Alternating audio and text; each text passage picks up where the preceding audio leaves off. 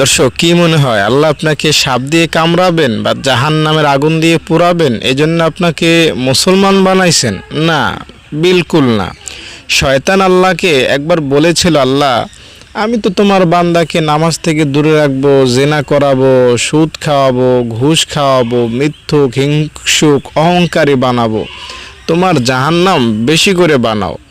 তো আল্লাহ তাআলা তখন বলেছিলেন, শয়তান, হ্যাঁ আমি তোকে ক্ষমতা দিয়েছি, আমার বান্দাকে দুর্বল করে বানাইছি, তুই আমার বান্দাকে ধোঁকা দিয়ে জেনা করাতে পারবি, নামাজ থেকে দূরে রাখতে পারবি, সুদ খাওয়াতে পারবি, এটা আমি জানি। তবে শয়তান, মনে রাখিস, ও আমার বান্দা, আমার মা নাই, বাপ নাই, ছেলে নাই, মেয়ে নাই, ভাই নাই, বোন নাই, আমার একটা মাত্র সম্বল আমার বান্দা।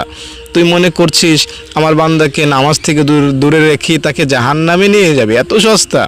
আমার বান্দা যদি 70 বছরও নামাজ না পড়ে, এরপর যদি ভুল বুঝতে পেরে নামাজ পড়ার নিয়ত করে, আমি তার 70 বছরের নামাজ না পড়া গুনাহ মাফ করে দিব। আমার বান্দা যদি সারা জীবন জেনা ব্যভিচারে লিপ্ত থাকে, মরার আগেও যদি আমার কাছে মাফ চায়, আমি তার সারা জীবনের জেনা ব্যভিচারের গুনাহ মাফ করে দিব। শয়তান এটা শুনে আসমান থেকে ঠেয়েছেন পড়েছে। বাস্তবতা এমন রয়েছে, যেমন মদখোর রয়েছিলেন একজন আমাদের আল্লাহওয়ালা লোক ছিলেন, মালিক ইবনে দিনার, সারা জীবন বলা চলে মদখোর ছিলেন, কিন্তু এমন একটা সময় তার জীবনে এসেছে যে আল্লাহ তাআলার কাছে এমনভাবে মাপ চাইছে, আর জীবনে মদ খান নাই।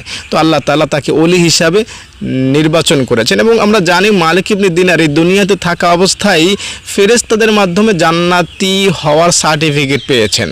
তো এরপরে আরেকজন জেনাকার ছিলেন বনি ইসরাইলে কিফেল নামে, সে সারা জীবন জেনা করত, প্রত্যেকটা রাত্রে আলাদা আলাদা নারীদের সাথে রাত কাটাইতো, কিন্তু যে রাতে সে মারা গেছে ওই রাতে সে তাওবা করেছে। সারা জীবন নারীবাজি, এক রাত শুধু আল্লাহ তাআলাকে বলেছে, আল্লাহ মাফ চাই, আর করব না।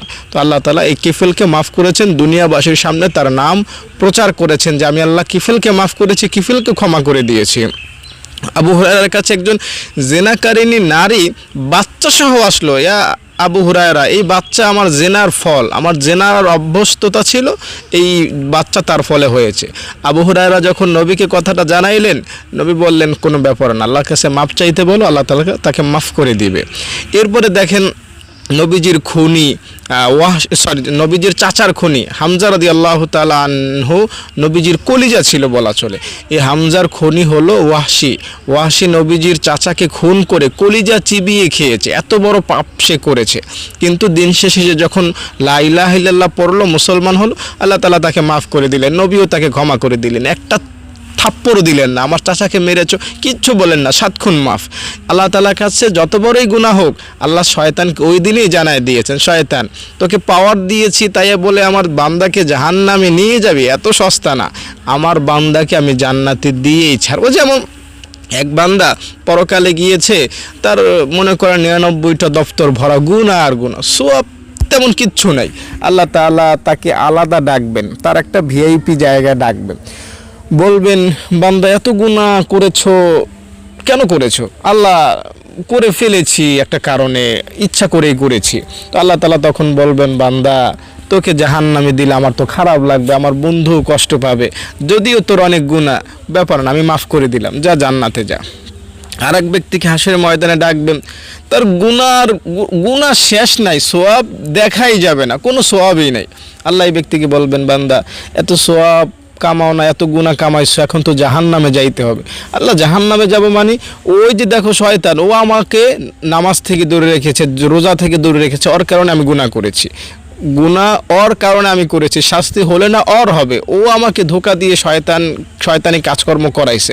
তো আল্লাহ তাআলা তখন বলবেন, ফেরেশতারা ঠিকই তোমার বান্দা বলেছে, শয়তানের কাঁধে আমার এই বান্দার সব গুনাহ দিয়ে দে, শয়তানকে আরও বেশি শাস্তি দে, আমার বান্দাকে জান্নাতে ঢুকাই দে। এমন বহু অহরহর ঘটনা রয়েছে। এক ব্যক্তিকে আল্লাহ তাআলা জাহান্নামের আদেশ করলেন, যা বান্দা অনেক গুনাহ করেছিস, একটু জাহান্নামের পানিশমেন্ট ভোগ করে আয়। তুই বান্দাটা 2 কদম যাবে, আবার পিছনে তাকাবে, 2 কদম যাবে, আবার পিছনে তাকাবে। ফেরেশতারা বলবে, আল্লাহ কেমন বান্দা দিলা, সামনে যায় পিছনে তাকায়, সামনে যায় পিছনে তাকায়। আল্লাহ বলবেন, তাকে নিয়ে আয়, নিয়ে আসা হবে। বান্দা এমনটা করছো কেন, জাহান্নামে যাওয়ার জন্য বলছি, পিছনে বারবার তাকাচ্ছ কেন? তো ওই বান্দা বলবে, আল্লাহ শুনেছি তোমার কাছে 99 টুকরা ভালোবাসা আছে, 1 টুকরা ভালোবাসা দিয়েছিলা দুনিয়ার সবার কাছে, আর 99 টুকরা ভালোবাসা রেখেছো তোমার কাছে। আমি আশাবাদী যে ওই 99 টুকরা ভালোবাসা আমি গুনাহগারের জন্য হয়তো জুটবে। আমি জানি তুমি গফফার, তুমি রহমান, তুমি তোমার বান্দাদেরকে অনেক ভালোবাসো। তখন আল্লাহ তাআলা বলবেন, যা বান্দা, তুই আমার প্রতি যেহেতু এত ভালো ধারণা রেখেছিস, যা এই কারণে তোকে আর জাহান্নামে যেতে হবে না, জান্নাতে যা। আরেক ব্যক্তি তারও এরকম গুনাহ, কোটি কোটি গুনাহ, সওয়াব বলতে কিচ্ছু নাই, এক মুঠ সওয়াবও নাই, বলবেন বান্দা জাহান্নামে যা। তো এই লোকটা 2 কদম যাবে, 1 কদম পিছনে তাকাবে না, বরং এক দৌড় দেবে জাহান্নামে। মনে হবে যে সে চিড়িয়াখানায় বাঘ ভাল্লুক দেখতেছে, আনন্দে আত্মহারা হয়ে একদম হুল্লুস করে ঢুকতেছে চিড়িয়াখানায়। তো আল্লাহ তাআলা তাকে বলবেন, বান্দা কি ব্যাপার, জাহান্নাম কি মধুর জায়গা, দৌড় দিয়েছো কেন? তো ওই বান্দা বলবে, আল্লাহ জানি জাহান্নাম শাস্তির জায়গা, সাপ বিচ্ছুর জায়গা, তাহলে দৌড় দিলা কেন? আল্লাহ সারা জীবন দুনিয়ায় তোমার হুকুম অমান্য করেছে, আজকে মাত্র একটা হুকুম পাইছি তোমার, আর তো কোনো হুকুম পাবো না, তাই এই একটা হুকুম মেনে আমি প্রমাণ করতে চাই আমি তোমার বান্দা, প্রকৃত বান্দা। যদিও জাহান্নাম আমাকে অনেক পোড়াবে, শাস্তি দিবে, আমি তা তোয়াক্কা করছি না, আমি তোমার বান্দা, এটা প্রমাণ করেই ছাড়বো। আল্লাহ তাআলা তখন এত বড় হয়ে যাবেন, তার কুদরতি অন্তরটা একদম ভরে যাবে। আল্লাহ তাআলা বলবেন, বান্দা তুমি তো আমার অন্তরটা খুশি করে ফেললা, যাও, আর জাহান্নামে যেতে হবে না। তুমি আমার হুকুমকে, তুমি আমার আদেশকে এত শ্রদ্ধা করলা, যাও, তোমার জন্য জান্নাতের দরজা খুলে দিলাম। বস্তুত আল্লাহ তাআলা এভাবে মানুষকে এক একটা উসিলা দিয়ে জান্নাতে ঢুকাবে। দেখুন, এই যে কয়েকটা ঘটনা বললাম, এগুলো কোনো উসিলা বলেন, এগুলো কোনো ব্যাপার, এগুলো কিচ্ছু না। আমার আপনার নামাজ আছে, রোজা আছে, দান করার সওয়াব আছে, জিকির করার সওয়াব আছে, মসজিদে যাওয়া বা আলেমদেরকে শ্রদ্ধা করা, সালাম দেয়া, কত সওয়াব আছে, আমাদের মাপ পাওয়ার কত উসিলা আছে, ঠিক না? তো আমরা আশাবাদী আল্লাহ তাআলা পরকালে আমাদেরকে কামড়াবেন না, শাস্তি দিবেন না আগুন দ্বারা, আমাদেরকে জান্নাতবাসী করবে।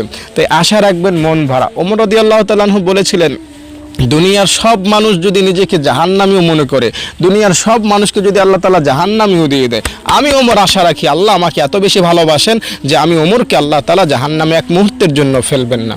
তো আল্লাহ তাআলাকে ভালোভাবে নেবেন, আল্লাহ তাআলাকে সবসময় বড় মনে করবেন, ক্ষমাশীল মনে করবেন, তবে ঢালাওভাবে গুনাহ করবেন না, গুনাহ থেকে বেঁচে থাকবেন।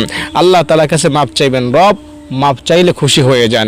একটা দোয়া পড়ার মাধ্যমে মাপ চাইতে পারেন, লা হাওলা ওয়ালা কুওয়াতা ইল্লা বিল্লাহ, সকালে 100 বার, বিকেলে 100 বার, ইনশাআল্লাহ পড়লে মাফ হয়ে যাবে সব গুনাহ। অথবা লা ইলাহা ইল্লাল্লাহ, সকালে 100 বার, বিকেলে 100 বার, সব গুনাহ মাফ হয়ে যাবে ইনশাআল্লাহ।